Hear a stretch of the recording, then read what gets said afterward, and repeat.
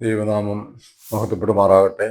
പ്രിയ സുഹൃത്തുക്കളെ, സ്നേഹിതരെ, ദൈവദാസന്മാരെ, വീണ്ടും ദൈവത്തിൻ്റെ ആ വിശുദ്ധ വചനം നമുക്ക് കൂട്ടായി ചിന്തിക്കുവാൻ തക്കവണ്ണം നമ്മൾ എടുത്തു വന്നിരിക്കുന്നു. ഒരു സുപ്രഭാതം അല്ലെങ്കിൽ ഒരു സുദിനം നിങ്ങൾക്ക് ഞാൻ വീണ്ടും ആശംസിക്കുകയാണ്. കഴിഞ്ഞൊരു രാത്രി സന്തോഷകരമായി സമാധാനപരമായി ഞങ്ങളെല്ലാവരും ഉറങ്ങി ദൈവത്തിൻ്റെ ചെറിയ കരങ്ങൾക്ക് ഉള്ളിൽ, അവൻ്റെ ചിറയിൻ കീഴിൽ ഞങ്ങളെല്ലാവരും സ്വസ്ഥമായി സമാധാനമായി ഉറക്കം ലഭിച്ചു എന്ന് ഞാൻ വിശ്വസിക്കുന്നു. വീണ്ടും നമുക്ക് ദൈവവചനം സംബന്ധിച്ച് അല്പസമയം ചിന്തിക്കാം. ഒരിക്കലും അത് നമ്മുടെ ജീവിതത്തിൽ അതൊരു നഷ്ടമല്ല, പാഴായി പോകുന്ന ഒന്നല്ല.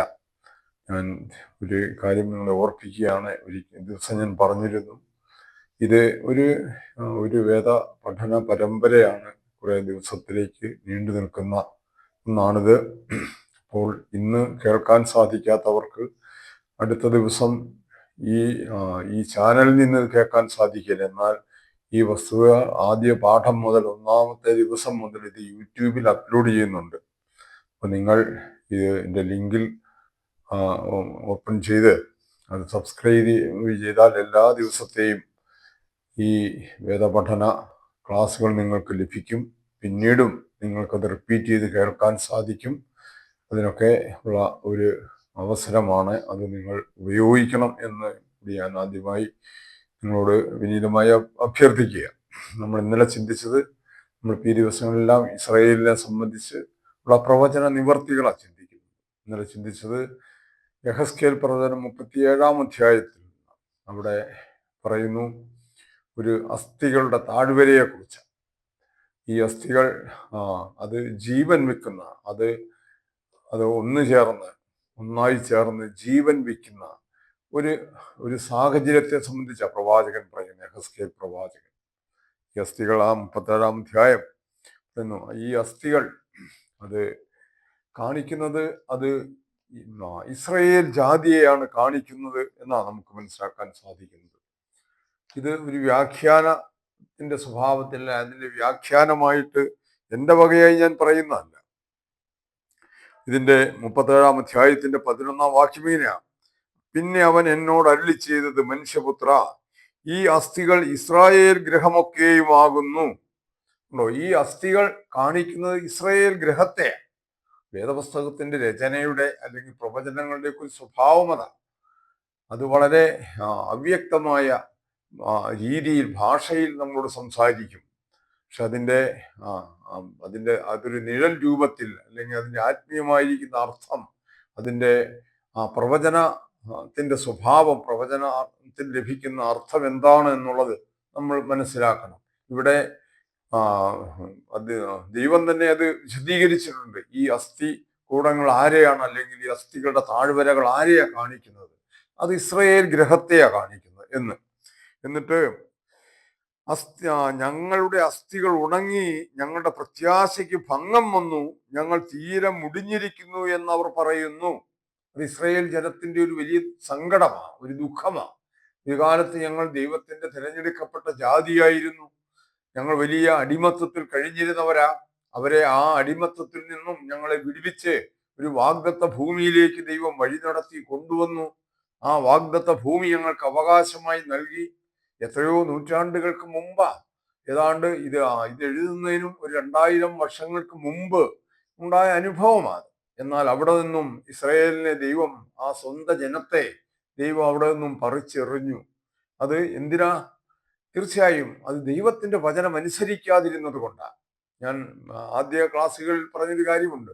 എന്തുകൊണ്ടാണ് ഈ ആയുസ്സിൽ അല്ലെങ്കിൽ ഈ ലോകത്ത് ദൈവം അനീതി അനുവദിച്ചിരിക്കുന്നത്, അല്ലെങ്കിൽ എന്തുകൊണ്ടാണ് അനീതി നടക്കുന്നത്? ഇവിടെ ഒരു ജീവനുള്ള ദൈവം, നീതിമാനായി ദൈവം ഉണ്ടെങ്കിൽ ഈ അനീതികൾ ഇവിടെ അനുവദിക്കാമോ എന്ന് ഒരു ചോദ്യം അനേകം പേര് ചോദിക്കും, യുക്തിവാദികൾ ചോദിക്കും. അതിനുള്ള ഒരു ഉത്തരമായി ഞാൻ പറഞ്ഞിരുന്നു, അനുഭവജ്ഞാനത്തിൽ കൂടെ മനുഷ്യൻ തിന്മയുടെ പാഠങ്ങൾ പഠിക്കണമോ, എന്നിട്ട് അവർക്ക് തിരിച്ചറിയാൻ നന്മയുടെ അനുഭവങ്ങൾ ഉണ്ടാകും. അവർക്ക് യാതൊരു സംശയവുമില്ല. അതിനാണ് ദൈവത്തിന്റെ രാജ്യം അല്ലെങ്കിൽ ആ ന്യായവിധി, ലോകത്തിന്റെ ന്യായവിധി ദിവസം എന്നെല്ലാം പറയുന്നത് ഈ ലോകത്തിന് നന്മയുടെ അനുഭവങ്ങൾ അവർക്ക് നൽകുവാൻ വേണ്ടിയാ. അതിനുശേഷം അവർക്ക് ഈ നന്മയും തിന്മയും തിരഞ്ഞെടുക്കുവാനുള്ള ഒരവസരം ദൈവം കൊടുക്കും. അന്ന് ഇവർ ഏത് തിരഞ്ഞെടുക്കും? അപ്പൊ അനുഭവത്തിൽ, ജ്ഞാനത്തിൽ കൂടെ പാപത്തിന്റെ ആ തിക്തഫലങ്ങൾ അനുഭവിച്ച ജനം ഒരിക്കലും വീണ്ടും പാപത്തെ തിരഞ്ഞെടുക്കാൻ അവർ തയ്യാറാകയില്ല. അങ്ങനെ അവരെ തിന്മയെ വെറുത്ത് നന്മയെ സ്വീകരിക്കുന്ന ഒരു സ്വതന്ത്ര മനസ്സുള്ള ഒരു ജനമായി അവരെ മാറ്റണം. അതാണ് ദൈവത്തിന്റെ ആഗ്രഹം. പറഞ്ഞു ഇവിടെ ഇസ്രയേലിനെ ശിക്ഷിച്ചു. അവർ അനുഭവിക്കണം. അവർ പാപത്തിന്റെ ഫലം എന്താണ്? ദൈവത്തെ ഉപേക്ഷിച്ച് അന്യജാതികളോട് ചേർന്ന് അവരുടെ ജാതീയ ആരാധനകളിലും ജാതീയ നിയമങ്ങളിലും അവർക്ക് കീഴടങ്ങി അവർ ജീവിച്ചതിന്റെ ഫലം എന്താണ് എന്ന് അവർ അനുഭവിക്കണം. അതുകൊണ്ട് ആ കാലത്ത് അത് 2520 വർഷക്കാലം നീണ്ടു നിന്ന വലിയൊരു പീഡനകാലമാണ്. അപ്പൊ ആ സമയത്ത് ഇസ്രായേൽ ജനത്തിന് തോന്നിയിട്ടുണ്ട്, എന്താ, ഞങ്ങളുടെ അസ്ഥികളൊക്കെ ഉണങ്ങി, ഞങ്ങളുടെ പ്രത്യാശയ്ക്ക് ഭംഗം വന്നു, ഞങ്ങൾ തീരെ മുടിഞ്ഞിരിക്കുന്നു എന്നവർ പറയുന്നു. അപ്പോഴോ, അതുകൊണ്ട് നീ പ്രവചിച്ചവരോട് പറയേണ്ടത്, യഹോവയായ കർത്താവ് ഇപ്രകാരം അരുളി ചെയ്യുന്നു, എന്റെ ജനമേ, ഞാൻ നിങ്ങളുടെ ശവക്കുഴി തുറന്ന് നിങ്ങളെ ശവക്കുഴിയിൽ നിന്നും കയറ്റി ഇസ്രായേൽ ദേശത്തേക്ക് കൊണ്ടുപോകും. അപ്പൊ ഇസ്രായേൽ ദേശത്തേക്ക് മടങ്ങി വന്ന ഈ ജനം, ഞാൻ കഴിഞ്ഞ ദിവസം പറഞ്ഞു, ഇസ്രായേൽ എന്ന് പറയുന്നതാണ് ലോകമഹാത്ഭുതങ്ങളിൽ ഏറ്റവും വലിയ അത്ഭുതം. 7 അത്ഭുതങ്ങൾക്കും അപ്പുറം ഉള്ള ഒരു മഹാത്ഭുതമാണ് ഇസ്രായേൽ. ഇങ്ങനെ ലോകത്തിന് നാനാഭാഗത്ത് ചിതറിപ്പോയ ജനം വീണ്ടും ഇസ്രായേലിൽ വന്ന് ആ ദേശത്ത് കുടിയിരിക്കും എന്ന് ആർക്ക് വിശ്വസിക്കാൻ സാധിക്കും? അവിടെ ദൈവത്തിന്റെ കരങ്ങൾക്കല്ലാതെ ഈ ജാതിയെ ഇങ്ങനെ കൊണ്ടുവരാൻ ആർക്ക് സാധിക്കും? ഇവിടെ ദൈവം പറയുക, നിങ്ങളുടെ ശവക്കുഴി തുറന്ന് നിങ്ങളെ ശവക്കുഴിയിൽ നിന്നും കയറ്റി ഇസ്രായേൽ ദേശത്തേക്ക് കൊണ്ടുപോകും. അപ്പൊ അവരുടെ ശവക്കുഴി എന്ന് പറയുന്നത് അവർ ചെന്ന് വസിച്ച ആ ഓരോരോ ദേശങ്ങളാണ്. അവിടെ അതവരുടെ ശവക്കുഴിയായി മാറി. ഇസ്രായേൽ എന്നുള്ള ഒരു ജാതി എന്നുള്ള ആ അവസ്ഥ അവർക്ക് നഷ്ടപ്പെട്ടു പോയി. അത് മരിച്ചടക്കപ്പെട്ടു പോയി. അവരുടെ ഭാഷ പോലും ഇല്ലാതെയായി തീർന്നു. ഒരു മൃതഭാഷയായി തീർന്നു എബ്രായ ഭാഷ എന്ന് പറയുന്നത്. അങ്ങനെ അവരുടെ ശവക്കുഴി വിവിധ ദേശങ്ങളിൽ അവരൊരു ജാതി അല്ലാതെയായി തീർന്നപ്പോൾ അത് മരിച്ചടക്കപ്പെട്ടതിന് തുല്യമാണ്. വിവിധ രാജ്യങ്ങളുടെ ഇടയിൽ അവര് മരിച്ചടക്കപ്പെട്ടു. അവിടെ നിന്നും അവരെ വീണ്ടെടുത്ത് അവരെ എവിടേക്ക് കൊണ്ടുപോകും? ഇസ്രയേലിലേക്ക് മടക്കിക്കൊണ്ടുപോകും. എന്റെ ജനമേ, ഞാൻ നിങ്ങളുടെ ശവക്കുഴി തുറന്ന് നിങ്ങളെ ശവക്കുഴിയിൽ നിന്നും കയറ്റുമ്പോൾ ഞാൻ യഹോവയെന്ന് നിങ്ങൾ അറിയും. നിങ്ങൾ ജീവിക്കേണ്ടതിന് ഞാൻ എൻ്റെ ആത്മാവിനെ നിങ്ങളിലാക്കും. ഞാൻ നിങ്ങളെ സ്വദേശത്ത് പാർപ്പിക്കും. യഹോവയായ ഞാൻ അരുളി ചെയ്തത് നിവർത്തിച്ചു വിരിക്കുന്നു എന്ന് നിങ്ങൾ അറിയും. ഞാൻ നിങ്ങളെ നിങ്ങളുടെ സ്വദേശത്ത് പാർപ്പിക്കും. അപ്പൊ ഇപ്പോൾ ഇസ്രായേലിന് അവകാശപ്പെട്ട, അല്ലെങ്കിൽ അവർക്ക് ലോകം തിരികെ നൽകിയ ആ പലസ്തീൻ, ആ വാഗ്ദത്ത ഭൂമി, അത് അവരുടെ സ്വദേശമാണെന്നാണ് വേദപുസ്തകം പറയുന്നത്. നോക്കുക, എത്ര നൂറ്റാണ്ടുകൾക്ക് മുമ്പാ ഇതൊരു മറ്റൊരു ജാതിക്കും അവകാശപ്പെട്ട ഒന്നല്ല, അത് ഇസ്രായേലിന് മാത്രം അവകാശപ്പെട്ടതാണ്. അപ്പൊ അവരെ വിവിധ രാജ്യങ്ങളിൽ മരിച്ചടക്കപ്പെട്ട അവസ്ഥയിൽ നിന്നും, ഇത് ധനവാന്റെയും ലാസറിന്റെയും ഉപമ ഇവരുടെ ഈ ഒരു അവസ്ഥയെ കാണിക്കുന്നത്. ആ ഉപമയെ തെറ്റിദ്ധരിക്കുന്ന ഒത്തിരി പേരുണ്ട്. അത് മരണശേഷം ധനവാൻ ചെന്ന് പെടുന്ന ആ ഒരു യാതനാ സ്ഥലമാണ് ആ പാതാളം എന്നെല്ലാം വിശ്വസിക്കുകയും പഠിപ്പിക്കുകയും ചെയ്യുന്നവരാ ഇന്നത്തെ മതവിഭാഗങ്ങൾ. വലിയ സങ്കടകരമാണ്. അതിൻ്റെ ശരിയായ അർത്ഥം, ആ ഉപമയുടെ അർത്ഥം എത്ര ഗാംഭീര്യമുള്ള ഒരു ഉപമയാത്. ഈ ഇസ്രായേൽ ജാതിയുടെ ചിത്രം അവിടെ എഴുതിയിരിക്കുന്നത്. അത് മറ്റൊരു ദിവസം വിശദീകരിക്കാം. അതുകൊണ്ട് പ്രിയമുള്ളവരെ, ഇവിടെ നാം കാണുന്നു, ഇസ്രായേൽ ജനത്തെ ആ ദേശത്തേക്ക് മടക്കി കൊണ്ടുവരുന്ന ഒരു യഹോവയെയാണ് നാം കണ്ടത്. ഇപ്പോൾ ഇസ്രായേൽ ആയിരിക്കുന്ന ഇന്നത്തെ ലോക ചരിത്രത്തിൽ നാം കാണുന്നത് ആ അനുഭവമാണ്. ഇതെങ്ങനെ സംഭവിക്കുമെന്ന ഇതിനെക്കുറിച്ച് യെശയ്യാ പ്രവാചകൻ പറയുന്നുണ്ട്. ഇത് വളരെ അത്ഭുതകരമായിരിക്കുന്ന ഒരു വസ്തുതയായിട്ടാണ് യെശയ്യാ പ്രവാചകൻ പറയുന്നത്. ഇത് ഞാൻ ഇന്നലത്തെ ക്ലാസ്സിന്റെ അവസാന ഭാഗം പെട്ടെന്ന് പറഞ്ഞു നിർത്തുകയായിരുന്നു, സമയം അതിക്രമിച്ചതുകൊണ്ട്. 66 അധ്യായം യെശയ്യാ പ്രവചനം അതിന്റെ 8 വാക്യം ഇങ്ങനെയാ: ഈ വക ആർ കേട്ടിട്ടുള്ളൂ, ഇങ്ങനെയുള്ളത് ആർ കണ്ടിട്ടുള്ളൂ? ഒരു ദേശം ഒരു ദിവസം കൊണ്ട് പിറക്കുമോ? ഒരു ജാതി ഒന്നായിട്ട് തന്നെ ജനിക്കുമോ? ഇതാണ് സംശയം. ഒരു ദേശം ഒരു ദിവസം കൊണ്ട് തന്നെ പിറക്കുമോ? ഒരു ജാതി ഒന്നായിട്ട് എന്താവും ജനിക്കുമോ? ജാതി ഒന്നായിട്ട് തന്നെ ജനിക്കുമോ? സിയോനോ നോവ് കിട്ടിയ ഉടനെ തന്നെ മക്കളെ പ്രസവിച്ചിരിക്കുന്നു. ഇതാണ് പറയുന്നത്. അപ്പൊ നോക്കുക, ഒരു ദിവസം കൊണ്ട് ഒരു ജാതി പിറന്നു. ഇതൊരു അത്ഭുതമല്ലേ, ഒരു മഹാത്ഭുതമല്ലേ? എങ്ങനെ സാധിക്കുമെന്ന ആ ഒരു ദിവസം ഏതാണെന്ന് നിങ്ങൾ മനസ്സിലാക്കണം. ആ ദിവസം എന്ന് പറയുന്നത് മറ്റൊന്നുമല്ല, ഈ അസ്ഥി കഷണങ്ങളെ യോജിപ്പിച്ച് കൊണ്ടുവന്നത്. അത് പടിപടിയായിട്ടാ. അവർക്ക് മാംസം വെപ്പിച്ചു, ഞരമ്പ് വെപ്പിച്ചു, അതിനുശേഷം തൊലി കൊണ്ട് മൂടി, പിന്നെ ശ്വാസം മൂടി. നമുക്ക് ഇസ്രയേലിന്റെ മടങ്ങി വരവിങ്കൽ ഇങ്ങനെ ലോക ചരിത്രത്തിൽ ചില സംഭവങ്ങൾ കാണാം. പറഞ്ഞു 1896-97 കാലഘട്ടത്തിൽ ഉദയം കൊണ്ട സിയോനിസം എന്ന് പറയുന്ന ഒരു പ്രസ്ഥാനമുണ്ട്. ആ പ്രസ്ഥാനം അതാണ് അതിന് മാംസം വെപ്പിച്ചത്. ആ പ്രസ്ഥാനമാണ് അതിന് ഞരമ്പുകൾ പിടിപ്പിച്ചത്. ആ പ്രസ്ഥാനമാണ് അതിന് തോൽ വെച്ചത്. എന്നാൽ ഏറെനാൾ ആ പ്രസ്ഥാനം നിലനിന്നില്ല. പിന്നീട് എന്തായി? പിന്നീട് ശ്വാസം ഉണ്ടാകണം. അതുണ്ടായത് ഒന്നാം ലോകമഹായുദ്ധത്തിലാണ്. അവിടെ ബാൽഫർ ഡിക്ലറേഷനിൽ കൂടെ 1917 ഈ ഒന്നാം ലോകമഹായുദ്ധം അവസാനിക്കുമ്പോൾ ഇസ്രയേൽ ലോകം ഒന്നാകെ അംഗീകരിച്ചു ഇസ്രയേൽ എന്ന ജാതിക്ക് സ്വന്തമായ ഒരു രാജ്യം നൽകണമെന്ന്. അതിനുശേഷം 1948 ആ യുദ്ധം അവസാനിക്കുമ്പോൾ ഇസ്രയേൽ ഒരു ജനകീയ രാഷ്ട്രമായി, അല്ലെങ്കിൽ അവരുടെ ഒരു റിപ്പബ്ലിക്കായി ലോകം അംഗീകരിക്കുക. ഇത് ഏത് ദിവസമാണെന്ന് നിങ്ങൾക്കറിയാമോ? ഇത് 1948 മെയ് മാസം 14 ഉച്ച കഴിഞ്ഞ് 4:32 കൃത്യമായി പറഞ്ഞാൽ. ഈ സമയത്താണ് ഡേവിഡ് ബെൻഗൂറിയൻ എന്ന് പറയുന്ന അന്നത്തെ ഇസ്രയേലിന്റെ അധികാരിയായി വന്ന വ്യക്തി, അദ്ദേഹം പ്രഖ്യാപിച്ചു, ടെൽ അവീവിലെ ഒരു അസംബ്ലി ഹാളിൽ ഇതാ ഒരു രാജ്യം പിറന്നിരിക്കുന്നു, ഇസ്രയേൽ എന്ന രാഷ്ട്രം ഇവിടെ ജനിച്ചിരിക്കുന്നു എന്ന് പ്രഖ്യാപിക്കുകയാണ്.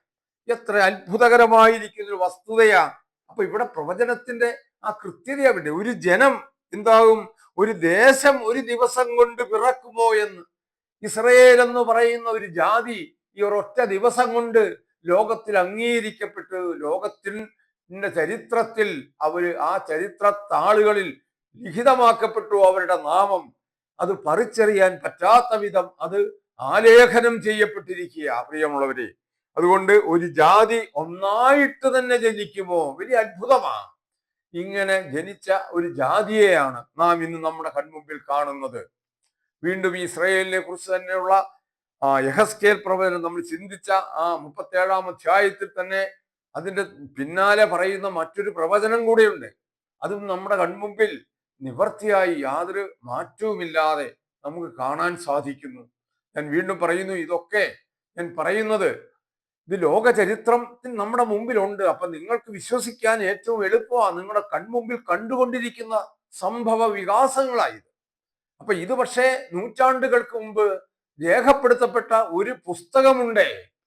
ആ പുസ്തകത്തിന്റെ രചയിതാവ് മറ്റാരുമല്ല, മഹാദൈവമാണ്. ഇത് വെളിപ്പെടുത്തുവാൻ വേണ്ടിയാ. എന്തിനാ? അപ്രകാരം വിശുദ്ധ വേദപുസ്തകം ദൈവാത്മനിശ്വസ്തമായ ഒരു ഗ്രന്ഥമാണെന്ന് നിങ്ങൾക്ക് ബോധ്യപ്പെടുമ്പോൾ തീർച്ചയായും ആ ഗ്രന്ഥത്തിൽ എന്താണ് കൂടുതൽ പറഞ്ഞിരിക്കുന്നത്?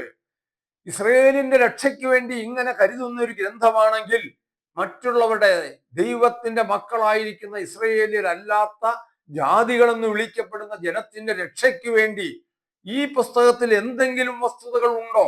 അതറിയാൻ ഉള്ള ജിജ്ഞാസ നിങ്ങൾക്കുണ്ടാവും. അതുകൊണ്ട് തന്നെയാണ് നിങ്ങൾ തിരയണം ഈ പുസ്തകത്തിൽ ഞങ്ങൾക്കുള്ളത് എന്താണ്. അതോ ഇസ്രയേൽ എന്ന് പറഞ്ഞ ജാതിക്ക് വേണ്ടി മാത്രമാണോ ദൈവം കരുതുന്നത്? അല്ല പ്രിയമുള്ളവരെ, അവൻ സകല ജാതികൾക്കും വേണ്ടി കരുതുന്നവരാണ്. ആദാമിൽ നിന്ന് ജനിച്ച് ഇന്ന് വരെയും മരിച്ചു പോയിരിക്കുന്നവരും ഇന്നും ജീവിക്കുന്നവരുമായ മുഴുവൻ രാശിക്കും വേണ്ടി കരുതുന്ന ഒരു യഹോവയാ നമുക്ക് കാണാൻ സാധിക്കുന്നത്. അതുകൊണ്ട് അവൻ ജീവനുള്ള ദൈവമാണ്. ആ ആ ദൈവത്തിന്റെ വചനങ്ങളിലേക്ക് വീണ്ടും അതിന്റെ തെളിവുകളിലേക്ക് ഞാൻ ഈ 37 അധ്യായത്തിന്റെ ബാക്കി ഭാഗത്തിലേക്ക് കടന്നു വരികയാണ്. അവിടെ എന്തു പറയുന്നു? യഹോവയുടെ അരുളപ്പാട് എനിക്ക് ഉണ്ടായതെന്തെന്നാൽ, മനുഷ്യപുത്ര, നീ ഒരു കോലെടുത്ത് അതിന്മേൽ യഹൂദായ്ക്കും അവനോട് ചേർന്നിരിക്കുന്ന ഇസ്രായേൽ മക്കൾക്കും എന്ന് എഴുതി വയ്ക്കുക. ഇപ്പൊ ഒരു കോലെടുത്ത് എഴുതി വെക്കണം. എന്ത്? യഹൂദായ്ക്കും അവനോട് ചേർന്നിരിക്കുന്ന ഇസ്രായേൽ മക്കൾക്കും എന്ന് എഴുതി വെക്കുക. പിന്നെ മറ്റൊരു കോലെടുത്ത് അതിന്മേൽ എഫ്രയീമിന്റെ കോലായ യോസഫിനും അവനോട് ചേർന്നിരിക്കുന്ന ഇസ്രായേൽ ഗൃഹത്തിനും എന്നെഴുതി വയ്ക്കുക. പിന്നെ നീ അവയെ ഒരു കോലായി ഒന്നോടൊന്ന് ചേർക്കുക. അവ നിന്റെ കയ്യിൽ ഒന്നായിത്തീരും.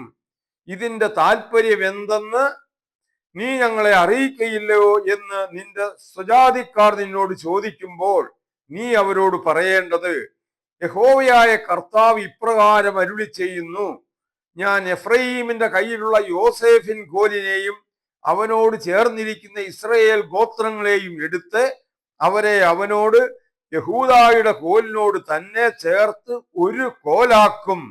അവർ എന്റെ കയ്യിൽ ഒന്നായിരിക്കും. നീ എഴുതിയ കോലുകൾ അവർ കാണുക നിന്റെ കയ്യിൽ ഇരിക്കണം. പിന്നെ നീ അവരോട് പറയേണ്ടത്, യഹോവയായ കർത്താവ് ഇപ്രകാരം അരുളി ചെയ്യുന്നു, ഞാൻ ഇസ്രായേൽ മക്കളെ അവർ ചെന്നു ചേർന്നിരിക്കുന്ന ജാതികളുടെ ഇടയിൽ നിന്ന് കൂട്ടി 4 പുറത്തു നിന്നും സ്വരൂപിച്ച് സ്വദേശത്തേക്ക് കൊണ്ടുവരും. ഞാൻ അവരെ ദേശത്ത് ഇസ്രായേൽ പർവ്വതങ്ങളിൽ തന്നെ ഏകജാതിയാക്കും. ഒരേ രാജാവ് അവർക്കെല്ലാവർക്കും രാജാവായിരിക്കും. അവർ ഇനി 2 ജാതിയായിരിക്കയില്ല, 2 രാജ്യമായി പിരിയുകയുമില്ല.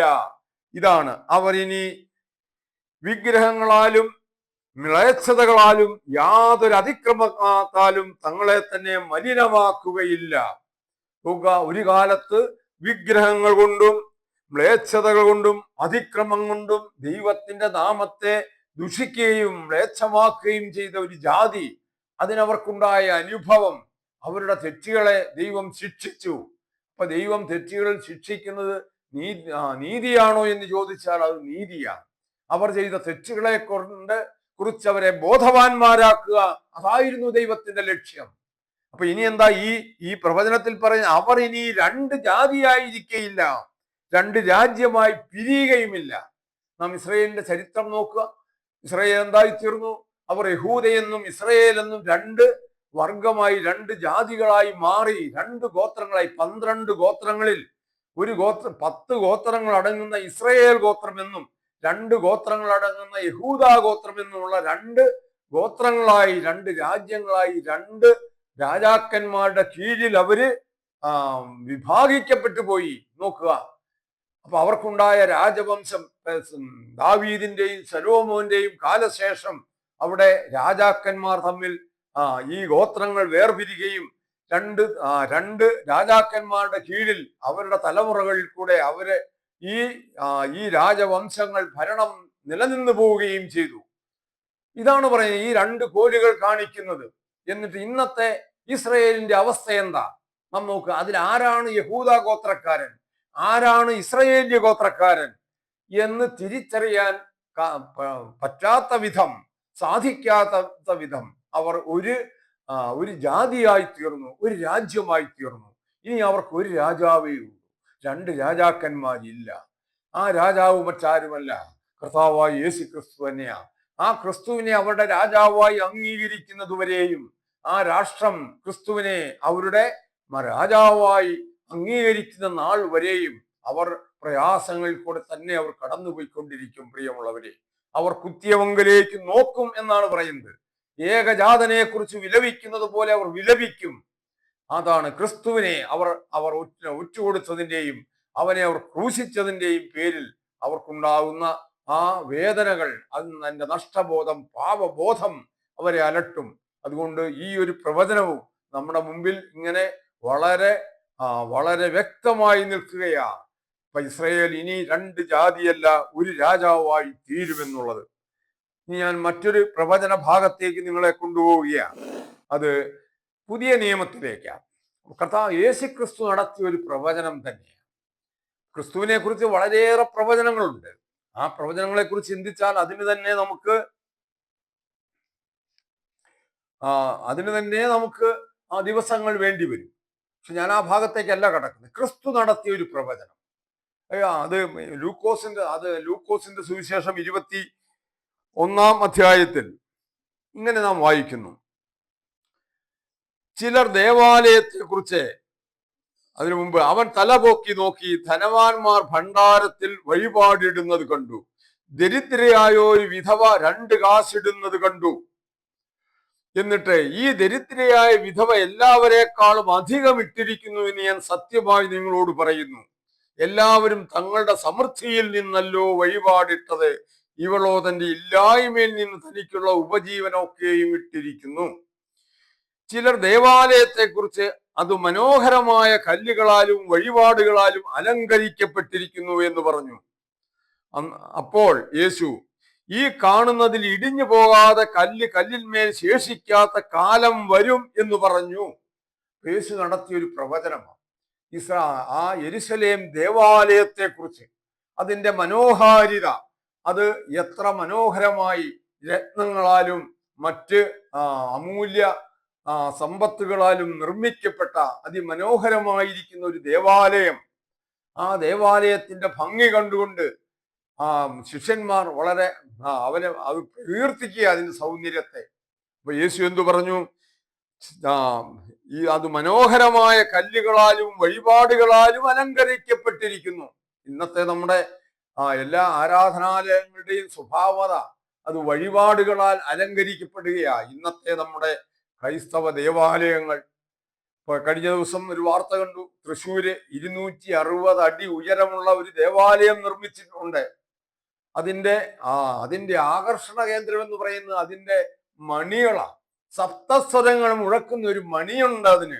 നോക്കുക, ഇതാണ് ആ ആലയം നിർമ്മിച്ചവരുടെ അഭിമാനമത. ഇപ്പൊ ഇങ്ങനെ എന്തിനാ? ആൾക്കാരെ ആകർഷിക്കാനുള്ള മാർഗമാണ്. അവിടെ വീഴണ്ടേ, വഴിപാടുകൾ വീഴണ്ടേ, അവിടെ പ്രതിഷ്ഠിക്കപ്പെടുക. അത് ആരുടെ പേരില്ല? അത് പരിശുദ്ധ ദൈവമാതാവിന്റെ പേരിലാണെന്നാ പറഞ്ഞിരിക്കുന്നത്. അതിന് മറ്റൊരു പദമാണ് അവർ ഉപയോഗിച്ചിരിക്കുന്നത്. അപ്പൊ അങ്ങനെയുള്ള ആരാധനാലയങ്ങൾ പണിതെടുത്ത് അവിടെ വഴിപാടുകളും നേർച്ചകളും നടത്തി ഈ യെരുശലേം ദേവാലയത്തിൽ നിന്നാണ് ക്രിസ്തു കച്ചവടക്കാരെയും പൊൻവാണിഭക്കാരെയും പ്രാവിനെ വിൽക്കുന്നവരെയും ഒക്കെ പുറത്താക്കി, ചാട്ടയ്ക്ക് അടിച്ച് പുറത്താക്കിയത്. എന്റെ ആലയം പ്രാർത്ഥനാലയം എന്ന് വിളിക്കപ്പെടും, നിങ്ങളോ അതിനെ കള്ളന്മാരുടെ ഗുഹയാക്കി തീർത്തിരിക്കുന്നു എന്ന് പറയുക. അത് മറ്റൊരു പ്രവചനമാണ്. ഇന്നത്തെ കാലത്ത് നിർമ്മിക്കപ്പെടുന്ന ആരാധനാലയങ്ങളുടെ സ്വഭാവം എന്തായിരിക്കുമെന്ന്. അപ്പൊ അതിവിടത്തെ അപ്പൊ ഇത് മനോഹരമായ കല്ലുകളാലും വഴിപാടുകളാലും അലങ്കരിക്കപ്പെട്ടിരിക്കുന്നു എന്ന് പറഞ്ഞു. ഈ കാണുന്നതിൽ ഇടിഞ്ഞു പോകാതെ കല്ല് കല്ലിന്മേൽ ശേഷിക്കാത്ത കാലം വരും എന്ന് പറഞ്ഞു യേശു. അപ്പൊ ശിഷ്യന്മാരോട് ചോദിച്ചു, എന്താ ചോദിച്ചത്?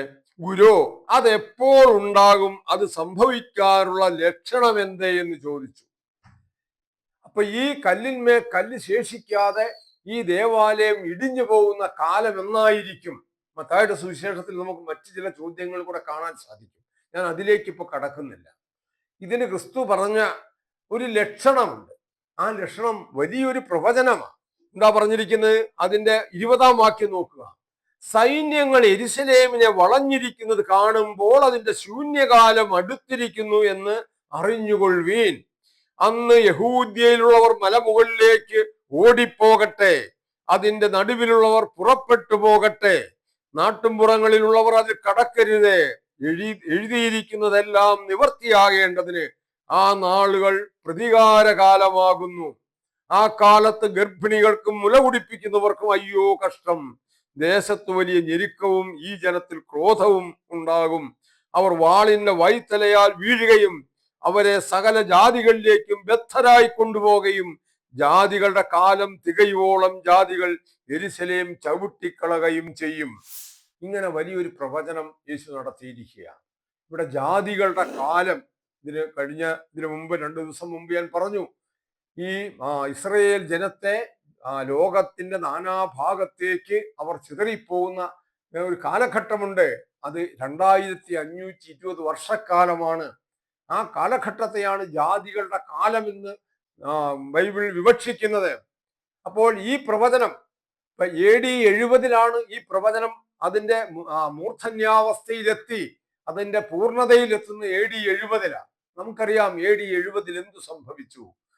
റോമൻ പടയാളികൾ തീത്തോസിന്റെയും വെസ്പാനിയൻ എന്ന് പറയുന്ന രണ്ട് സൈനിക മേധാവിമാരുടെ കീഴിൽ വരികയും യെരുശലേം ആക്രമിച്ച് അതിനെ കല്ലിന്മേൽ കല്ല് ശേഷിക്കാതെ നിലംപരിചാക്കുകയും ചെയ്ത ചരിത്രമുണ്ട്.